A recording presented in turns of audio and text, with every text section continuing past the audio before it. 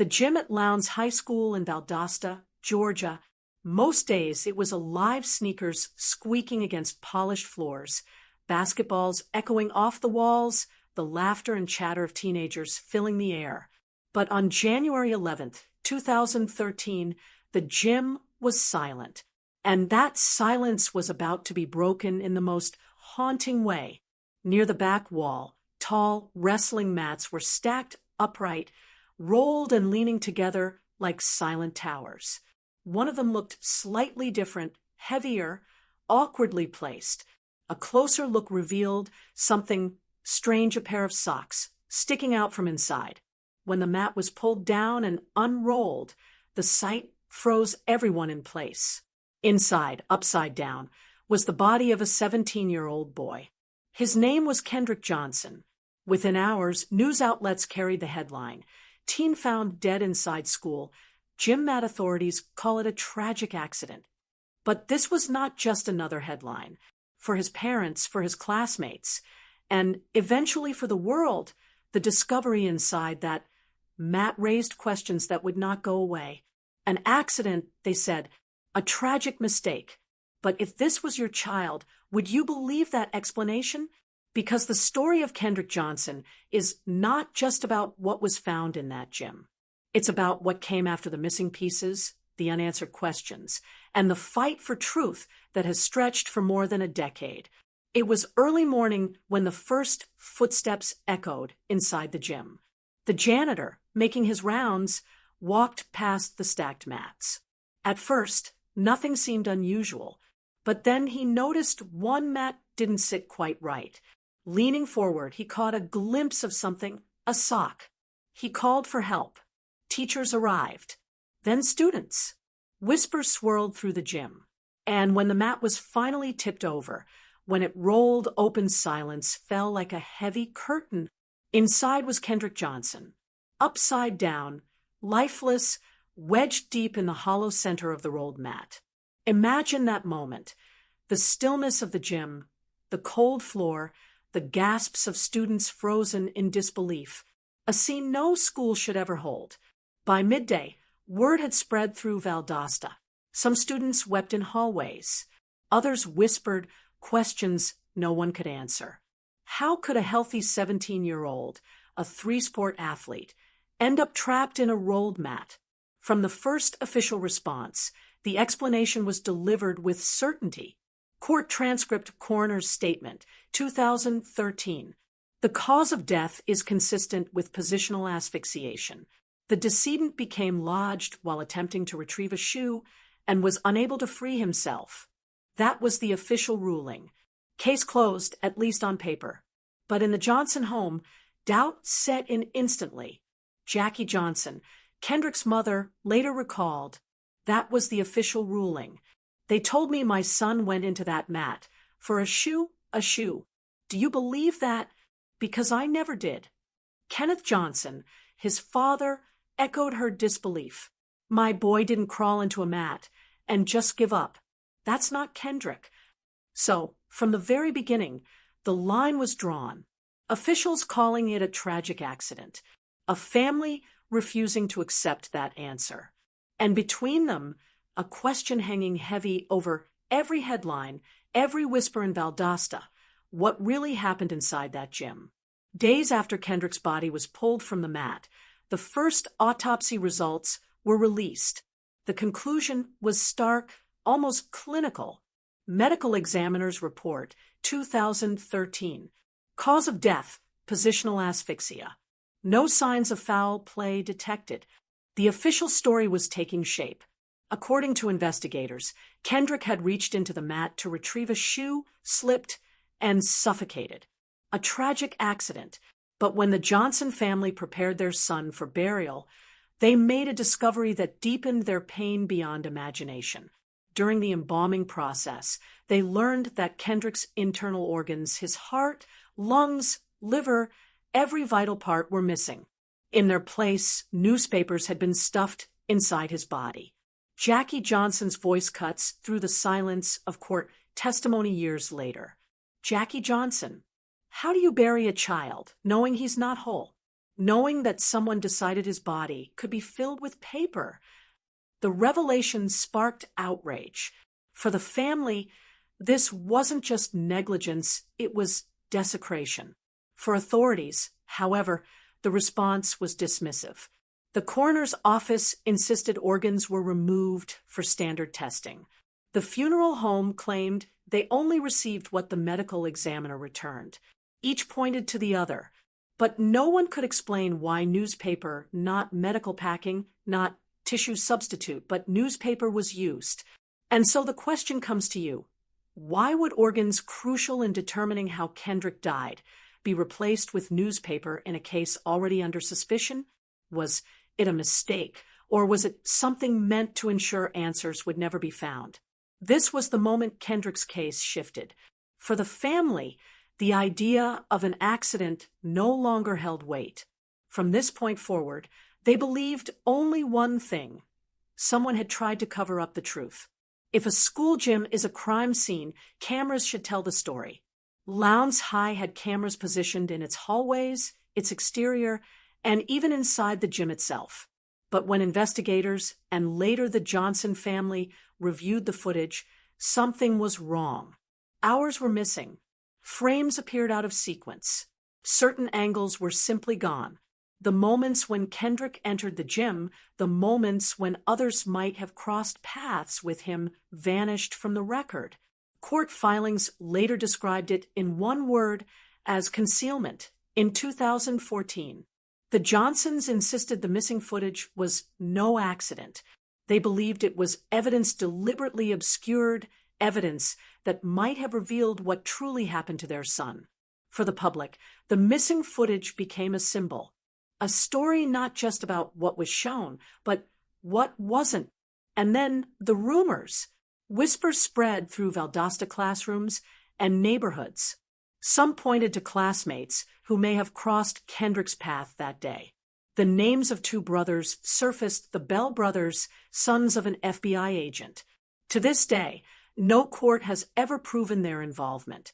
But in the minds of many supporters, the unanswered gaps in the video and the suggestion of protected names fueled a single conclusion: that someone with power did not want the truth exposed. Imagine watching hours of footage, only to see the one moment that matters most erased. Would you trust that what you're being shown is the whole truth? Or would you, like Kendrick's parents, start to wonder what else was being kept from view? From the very first day, Jackie and Kenneth Johnson made a choice. They would not let their son's death be written off as an accident. They would not let his story be forgotten. Within weeks, the family began to speak publicly. They held press conferences, standing in front of cameras with photographs of Kendrick smiling in his red football jersey. Jackie's voice carried both grief and resolve. They can call this an accident all they want, but I know my child, and I know something happened to him. In Valdosta streets, rallies began. Neighbors, church groups, and activists marched with signs reading "Justice for Kendrick." Chants echoed through the small Georgia town, demanding answers that officials refused to provide. Every march was a reminder. This family was standing against a system much larger than themselves. And then came the lawsuits. The Johnsons filed civil actions against school officials, against law enforcement, even against classmates they believed had answers. Each filing pulled the case back into public view, forcing depositions, opening documents, challenging the official narrative. Kenneth Johnson, Kendrick's father, gave a quote that became the family's battle cry: "They want us quiet, but I will not stop until I know what happened to my boy." With every lawsuit, every march, every headline, the Johnsons turned their grief into pressure. But the response from authorities was often the same: denial, dismissal, delay. Court after court shut down their claims, ruling there wasn't enough evidence. Officials urged the family to move on. But Jackie and Kenneth refused. And here's where I want you to imagine yourself in their place. Would you have the strength to fight this long, this hard, against institutions bigger than you? Could you carry the weight of grief while staring down walls of silence? Because the Johnsons did. And that fight would define the next decade of their lives. The Johnsons refused to accept the first autopsy. They ordered a second, this time by an independent pathologist of their choosing. The results shook the case, where the state declared positional asphyxiation. The independent review claimed something different: blunt force trauma to the neck, a blow powerful enough to cause death. Pathologist Dr. William Anderson: this is not consistent with accidental suffocation. The hemorrhaging suggests blunt force trauma. State medical examiner: there is no evidence of trauma, no signs of assault. The death remains accidental. Two sets of experts, two completely different conclusions. In courtrooms, these battles played out. The Johnson family's attorneys argued the second autopsy was proof of foul play. State officials dismissed it as inconclusive, questioning the methods of the independent examiner. Second autopsy disputes cause of death in Johnson case. The public, watching from a distance, saw more than science. They saw contradiction. Two experts looking at the same body, telling two different stories. And when the courts dismissed the second autopsy, supporters of the family saw not clarity but another wall raised against them. So ask yourself, when two experts stand in front of a judge, one pointing to suffocation, the other to blunt force trauma, which voice would you believe? And more importantly, why did the system decide one voice mattered while the other was set aside? DOJ official, 2016. After extensive review, the department has determined there is insufficient evidence to pursue federal criminal charges in the death of Kendrick Johnson. The words landed like a hammer: legal closure. But for the Johnson family, it was emotional devastation. Jackie Johnson stepped before microphones, her voice breaking but unshaken. Jackie Johnson: they tell us to move on. But how do you move on from injustice? How do you move on when your child is taken and no one is held responsible? This was not just another bureaucratic announcement. For the Johnsons, it was the government itself shutting the door on their fight. But outside the courtroom, the community answered differently. Protests swelled again. Marchers filled the streets with chants of "No justice, no peace." Signs demanded transparency. Banners carried Kendrick's name. The louder officials insisted the case was over, the louder the people demanded it remain open. And here's the question: when the government says case closed, is it really over? Or is it simply the beginning of another chapter in the fight for truth? Because in Valdosta, in Atlanta, across the country, Kendrick Johnson's name was not fading. It was becoming a rallying cry. Kendrick Johnson's story is not an isolated tragedy. It is part of a much larger American story, one woven through race, trust, and justice. The missing organs, the missing footage, the shifting testimonies. Each detail is more than a question about one case. They are symbols of something bigger, a system that too often fails to protect, and too often asks Black families to accept silence instead of answers.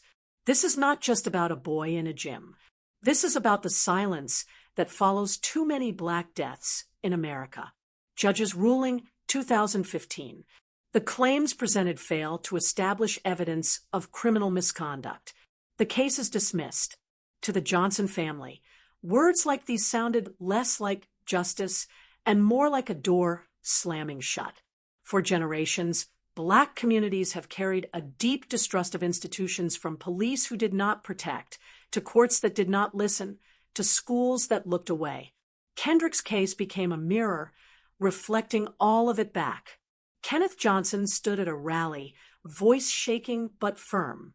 Kenneth Johnson: they think this is only about our son, but this is about every Black child who has been told their life doesn't matter. And in that moment, the Johnsons' grief was no longer only their own. It became a symbol, a reminder, a call, because the question wasn't only what happened to Kendrick Johnson. The question was, how many more? Years have passed since that January morning in 2013. The mats have been rolled away. The gym floor has been polished and walked across by countless other students. But for the Johnson family, time has not softened the wound. Jackie Johnson at a 2019 rally. They thought we would stop. They thought we would go silent. But a mother never stops fighting for her child. The case has been reopened more than once, each time raising hope, only to end again in the same verdict: no sufficient evidence. Yet every closure feels temporary, fragile because the questions remain unanswered.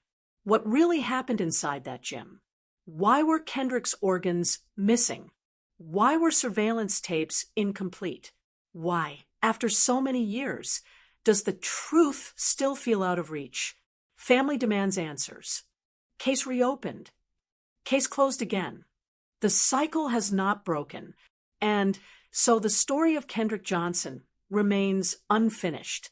A mystery, yes, but also a testimony to a family's endurance, to a community's anger, and to a nation still wrestling with whose lives are fully protected under its promise of justice. What really happened to Kendrick Johnson? Stay curious. Demand answers. Share Kendrick's story so silence does not erase him. Because the fight for Kendrick is not only about the past. It is about the present, and it is about what happens next. Kendrick Johnson's story began in silence, the silence of a school gym, the silence of unanswered questions. Years later, that silence has not lifted. It lingers in every headline, in every courtroom ruling, in every rally where his parents still call out his name. But as we close this chapter, one truth is clear. No matter where you stand, Kendrick's case leaves us with questions too heavy to ignore. Let's examine the core disputed evidence piece by piece, because this is where the case lives or dies. The autopsy discrepancy. The GBI's autopsy concluded positional asphyxia. Dr. Anderson's independent autopsy suggested blunt force trauma to the neck. Both pathologists are credentialed experts. Both examined the same body, though at different times, under different conditions, and with different levels of tissue preservation. If truth and justice matter to you, don't just listen, be part of this journey. Subscribe and help us keep these untold Black stories alive. Fact: the initial autopsy concluded positional asphyxiation. A second autopsy concluded blunt force trauma. Two medical professionals examined the same remains and reached opposite conclusions. Fact: major organs were missing from Kendrick's body when it was exhumed for the second autopsy. Those organs had been removed during the first autopsy and, according to officials, returned. But they were not present during the second examination. Fact: surveillance footage from the day of Kendrick's death contains gaps. A forensic analyst enlisted by CNN found that tapes from two cameras were missing an hour and 5 minutes of footage, while another set was missing 2 hours and 10 minutes of footage. Fact: the U.S. Department of Justice conducted a federal investigation and declined to bring charges. The independent federal investigation into the 2013 death of 17-year-old Kendrick Johnson in Valdosta, Georgia, found insufficient evidence to support federal criminal charges. Fact: no one has been criminally charged in connection with Kendrick's death. Fact: the Johnson family has spent more than 12 years fighting for answers. Now, what do those facts mean? That depends on what you believe about systems, about power, about who gets justice, and who does not. If you believe that law enforcement and medical examiners are generally competent and honest, then the weight of evidence points toward a tragic accident. Multiple investigations by local, state, and federal authorities all reached the same conclusion. The inconsistencies can be explained by technical errors, miscommunication, and the inherent difficulty of forensic science. If you believe that systems protect themselves and that power can corrupt investigations, then the weight of evidence points toward cover-up. The missing organs, the surveillance gaps, the swift closure of the case, the failure to thoroughly pursue alternative theories, all of it suggests an investigation designed to reach a predetermined conclusion. I cannot tell you which interpretation is correct. I can only tell you that both exist, that both have adherents, and that the space between them is where Kendrick Johnson's case continues to reside. Let us turn our attention to the people caught in the machinery of this case. Jackie and Kenneth Johnson have spent more than a decade fighting. They have attended hearings, given interviews, filed lawsuits, raised money for investigations, endured dismissals and setbacks. Their grief has been public, their pain on display for anyone who cares to observe. They have been called crusaders. They have been called conspiracy theorists. They have been sued for defamation. They have been ordered to pay attorneys' fees. They have lost repeatedly in court, yet they continue. The Bell family has also suffered. Brian and Brandon Bell have lived under the shadow of accusation since they were teenagers.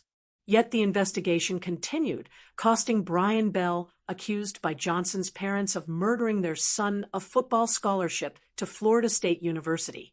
Their father, an FBI agent, has seen his professional reputation questioned. The family has been subjected to public scrutiny, online harassment, and legal expenses. They maintain their innocence absolutely, yet the accusation itself has been a form of punishment. There are no winners in a case like this, only degrees of loss. We cannot discuss this case honestly without addressing race. Kendrick Johnson was a black teenager. The Bell brothers are white. The investigation was conducted primarily by white law enforcement officials in a Georgia county with a complicated history of racial tension. For many observers, particularly in black communities, Kendrick's case fits a pattern. Young black men whose deaths are quickly ruled accidental or justified. Investigations that seem cursory. Evidence that goes missing. Official explanations that strain credulity. A system that closes ranks when scrutinized. The Johnson family has framed their fight explicitly in terms of civil rights.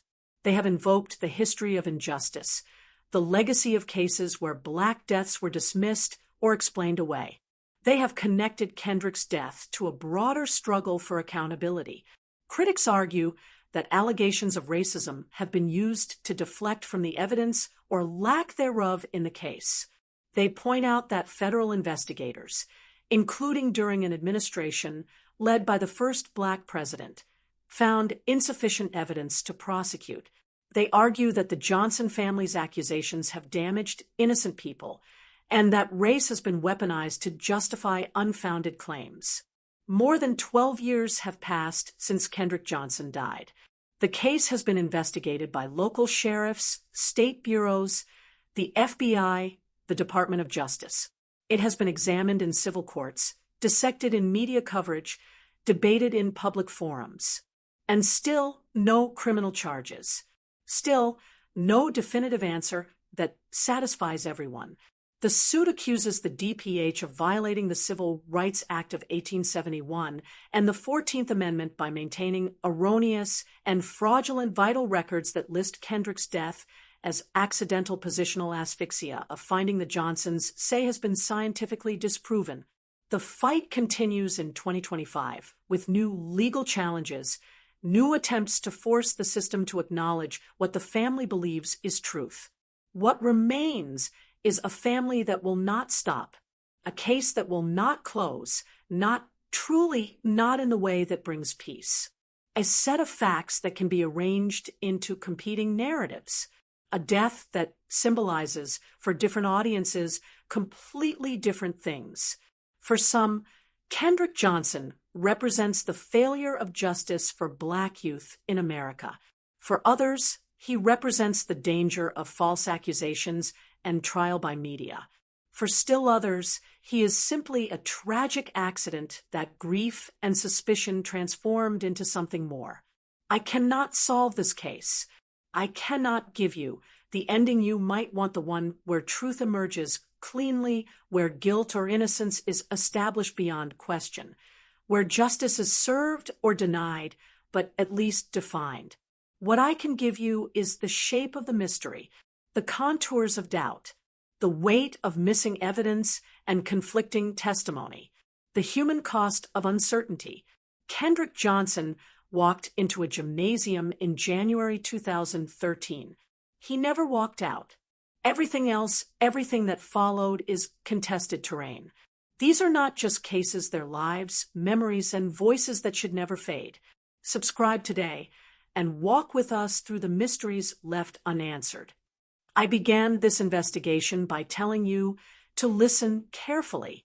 Now, as we reach the end of this account, I ask you to think carefully. Think about what it means when a death investigation closes in 24 hours. Think about what it means when organs go missing from a body. Think about what it means when surveillance footage contains unexplained gaps. Think about what it means when a family spends 12 years fighting and never receives what they consider justice. Think about what it means when two competing explanations both feel incomplete. This is not a case where I can point to a clear villain or a clear hero. This is a case where systems responded as systems do, sometimes with bureaucratic indifference, sometimes with legal precision, sometimes with human error, sometimes with something that looks like obstruction but might be procedure. The Kendrick Johnson case remains open in the only way that matters: in the minds of those who cannot accept the official story, and in the hearts of those who loved him. Perhaps new evidence will emerge. Perhaps forensic technology will advance enough to retest preserved samples. Perhaps a witness will come forward with information that changes everything.